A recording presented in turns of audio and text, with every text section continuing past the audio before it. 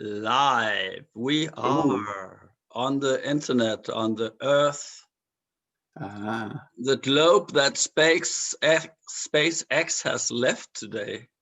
yeah. I think as we went live, I heard a rumble from upstairs, which I think means the cat knows we're live. So Oh, yeah, so cats and the internet.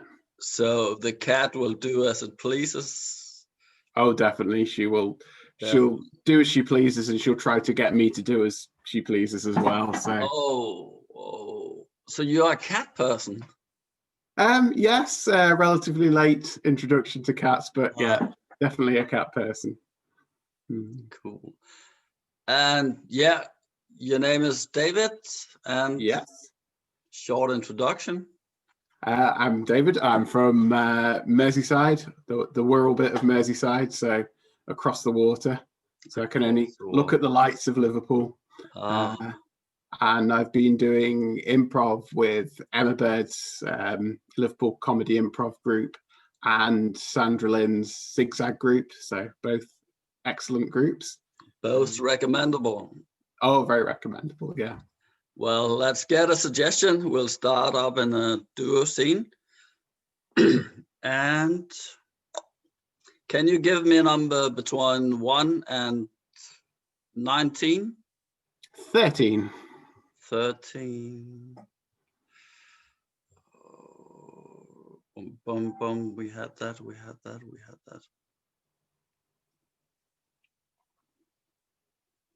3, 4, 5, 6, 7, 8, 9, 10,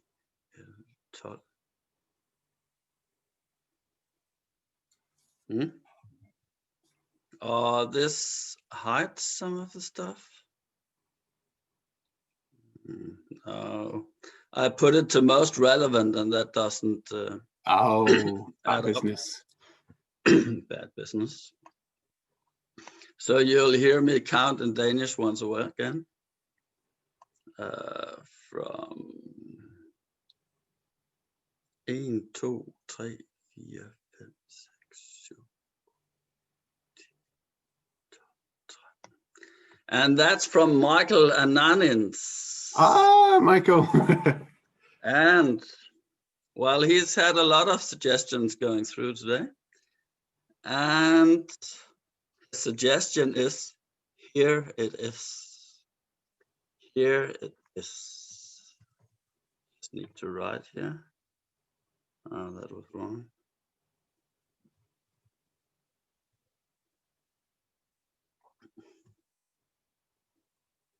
Here it is.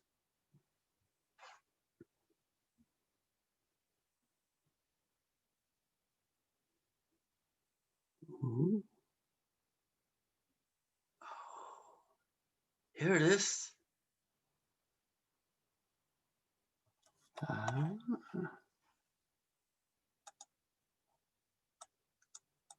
Can you feel it? It's coming through in a kind of strange, vague force.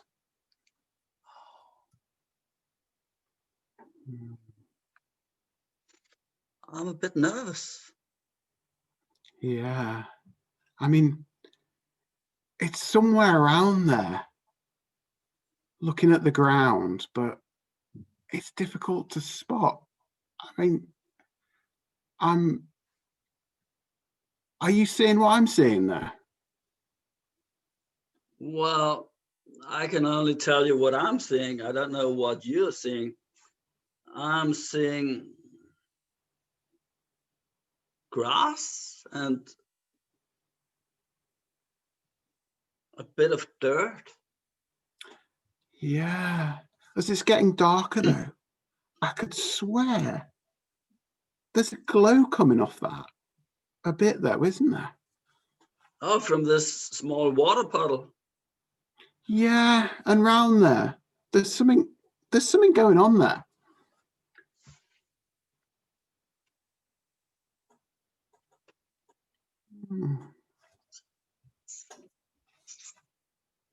So that's basically the clue for the whole thing.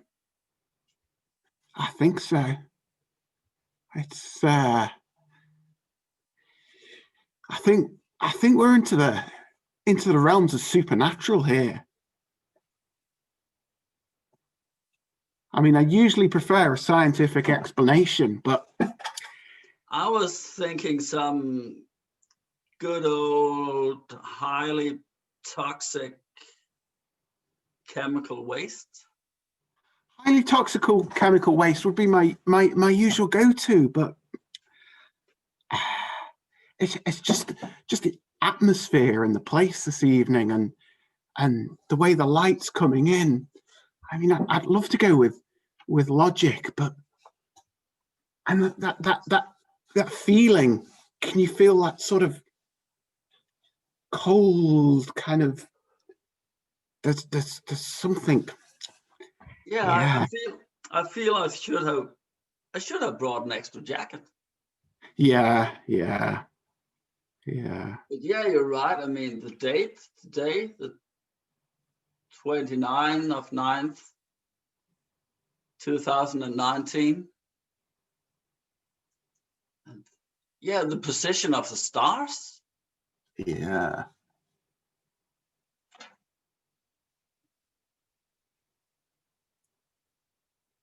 And you feel that's related to this green self-glowing puddle? I think it's the start of an explanation. I think we need to dig a little deeper into this and kind of put our heads together about it, because it's put our heads down into it. Oh no, not put our heads down into it. That would go against all our training. We need to think about some of our training, even though we're going an unorthodox way with trying to investigate this little puddle. I would put my finger down in it and smell to it. Could be risky. I mean, I think we should perhaps consider doing some sort of dance around it. I mean, that might bring some results. Yeah, kind of. You're thinking tango or waltz, or? I'm thinking something from the kind of 90s cheesy school of pop and dance, just to kind of. The 90s? Well, I was a bit more thinking the 70s. I mean, self-glowing stuff and the disco thingy. You're onto something there. Yes, I think the 70s. This could be a ghost of a disco dancer that couldn't stop dancing. I'm getting that feeling. Yes. A disco dancer that couldn't stop dancing. And is that a medallion down there? I'll just put on my rubber glove. Oh, can't be too safe. No. I mean, the training shouldn't have been for nothing.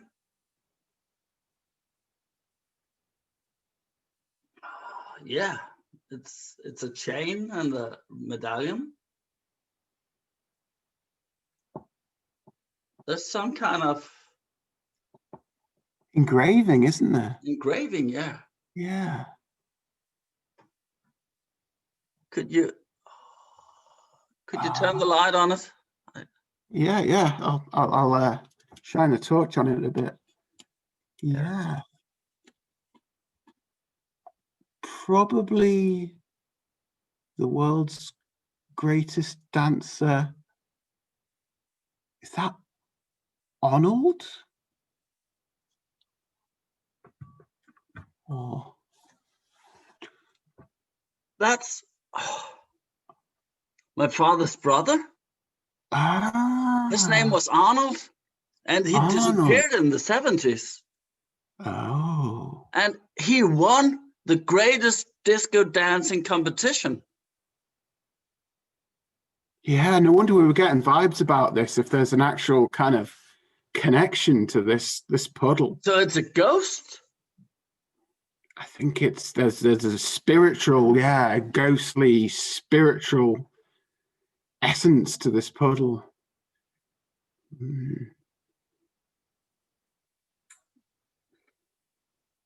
It's just this whole, I'm really nervous. Yeah. Confused. Same here. I mean, I never met him. I never got to meet him. I just heard all these stories about him.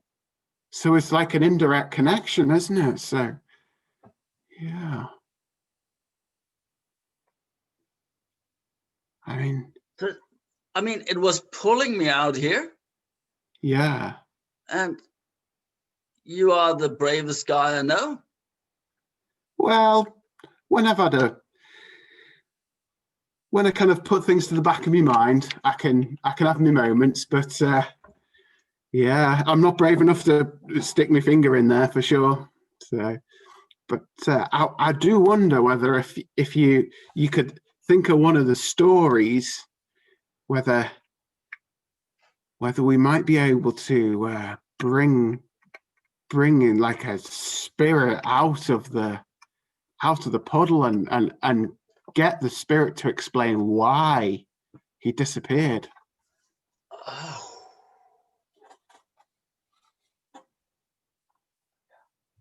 Yeah, I remember. It was basically when they invented the glue stick. And they used quite heavy chemicals at that time. Yeah. And he used to put it in his mouth and dance with it. Yeah.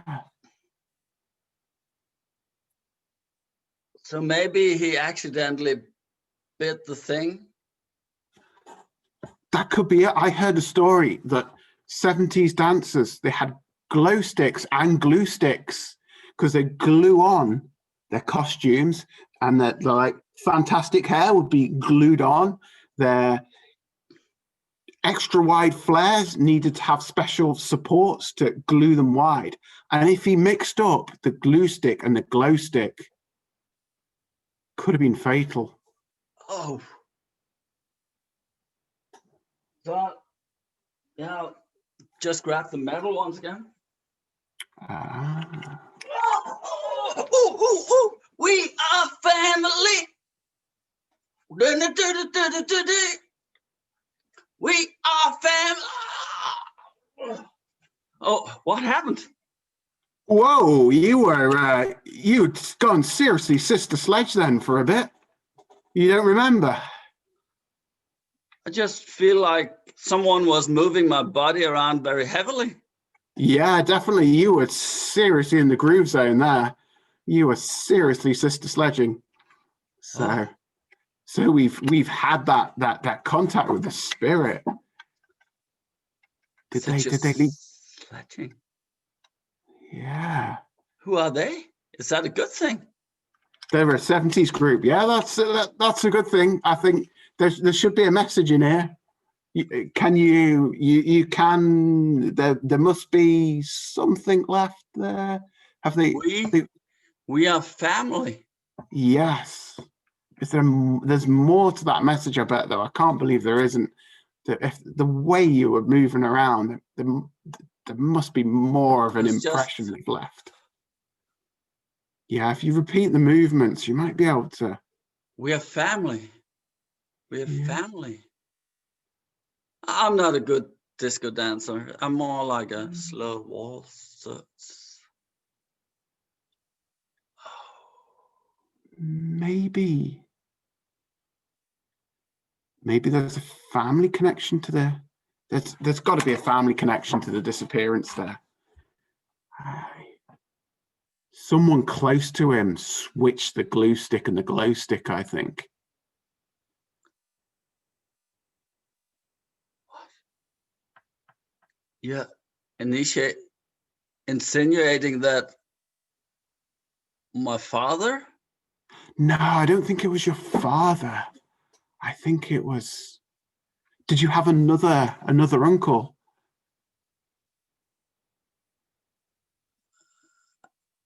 There was my father's sister. Father's sister. What do you sense? I'm sensing that. And as I'm told, they were very much in competition. Yeah. I'm sensing there was a disagreement on the dance floor. It was a judging decision. I can see it now. Yeah. Oh, I see the colors changing. It's turning more like blue. Oh.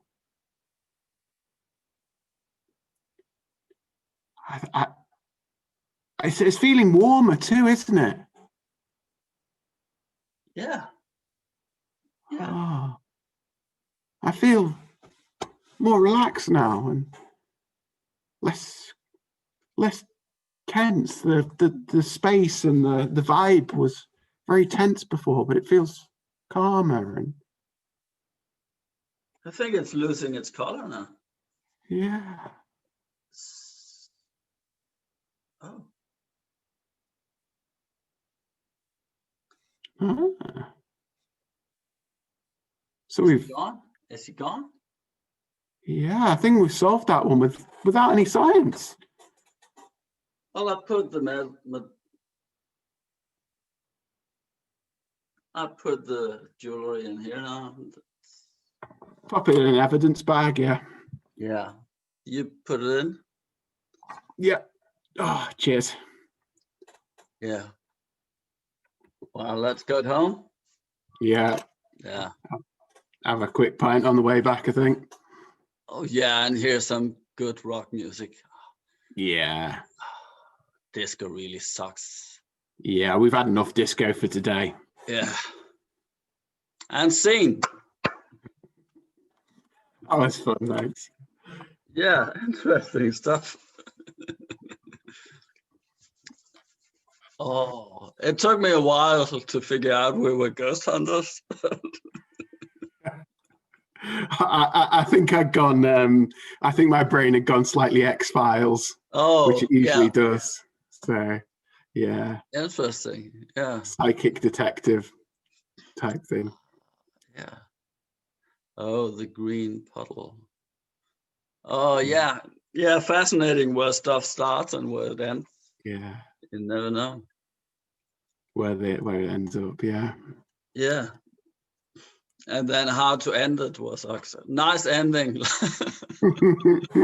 It's like real English police television. They all end up, oh, let's go have a pint or something. Yeah, pint and a pie in the local pub. Mm. It's Frost with his what's it? Oh yeah, he's always so.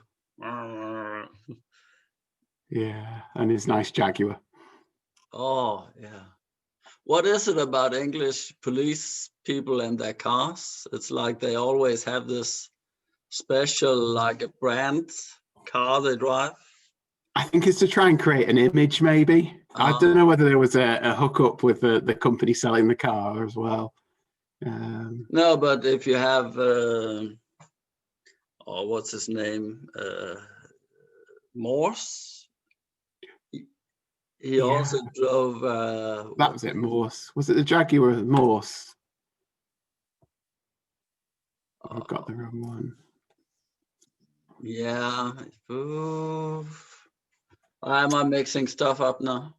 And then there's the guy with the Audi Quattro. Was it Audi Quattro in the recent one?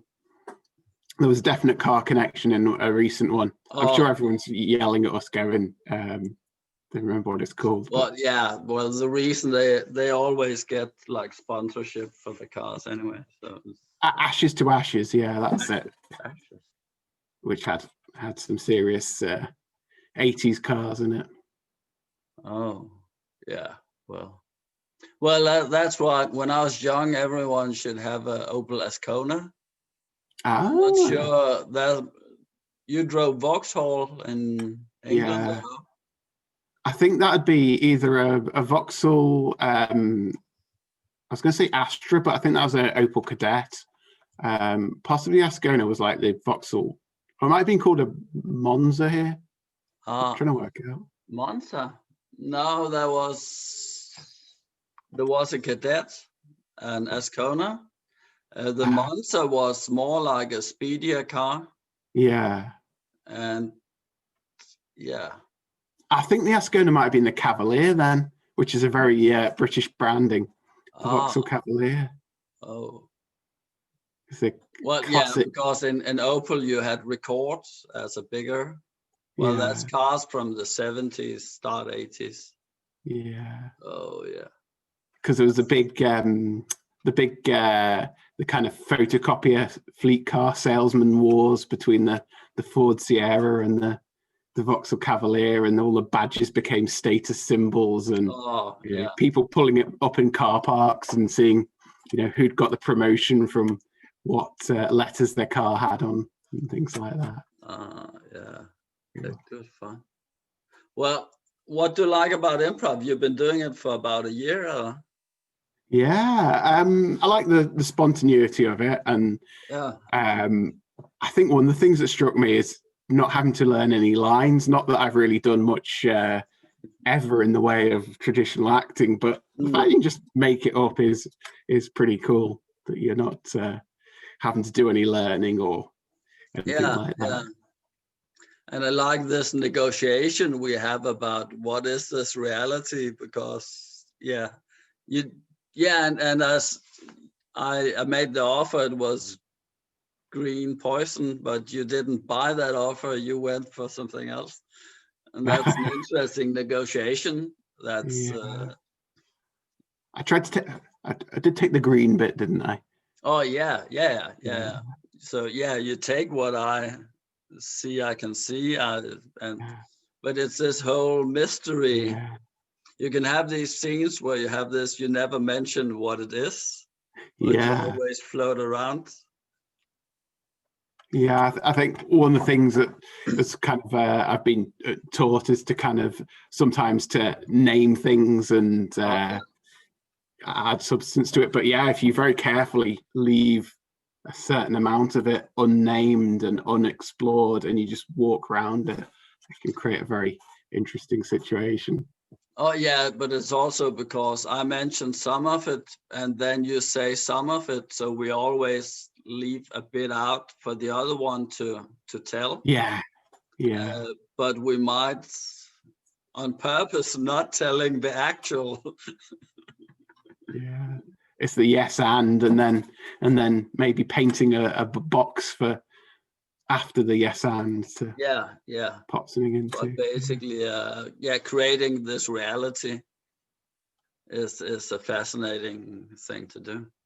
Like suggesting what the reality around you is and how you're feeling it, and some details either side is very, very fun. Well, let's say goodbye to the world out there. Goodbye, world. Goodbye, world.